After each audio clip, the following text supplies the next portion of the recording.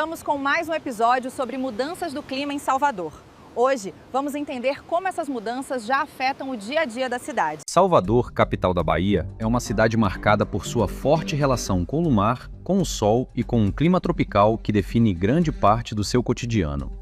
Quem chega à cidade rapidamente percebe que o clima é um dos elementos mais presentes na vida dos soteropolitanos. Durante praticamente todo o ano, as temperaturas permanecem elevadas, com médias que variam entre 25 e 30 graus.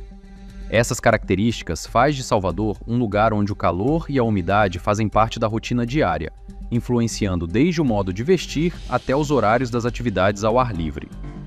Atualmente, o clima de Salvador é classificado como tropical úmido, com duas características bem marcantes: temperaturas altas ao longo de todo o ano e um regime de chuvas relativamente bem distribuído. Diferente de cidades do sul e sudeste do Brasil, onde o inverno pode trazer quedas acentuadas de temperatura, em Salvador as variações térmicas são pequenas. Mesmo nos meses considerados mais frescos, como junho e julho, as temperaturas continuam agradáveis, geralmente acima dos 23 graus durante a maior parte do dia. No entanto, o clima atual da cidade também apresenta sinais de mudanças importantes.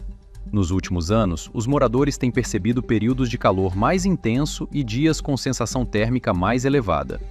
Isso acontece porque, além das temperaturas naturais da região, fatores como o crescimento urbano, a redução de áreas verdes e o aumento das superfícies de concreto contribuem para o chamado efeito de ilha de calor, que faz com que certas áreas da cidade fiquem ainda mais quentes.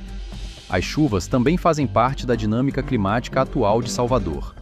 Tradicionalmente, o período mais chuvoso ocorre entre os meses de abril e julho, quando frentes úmidas vindas do Oceano Atlântico atingem o litoral baiano. Durante essa época, é comum ter dias nublados e episódios de chuva mais frequentes. Em geral, essas chuvas ajudam a equilibrar o clima e a manter a vegetação das áreas urbanas e costeiras. Nos últimos anos, porém, o comportamento das chuvas tem apresentado maior irregularidade.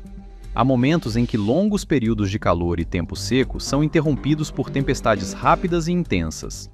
Essas chuvas fortes, concentradas em pouco tempo, podem provocar alagamentos em algumas regiões da cidade, especialmente em áreas com maior densidade urbana ou com infraestrutura de drenagem limitada.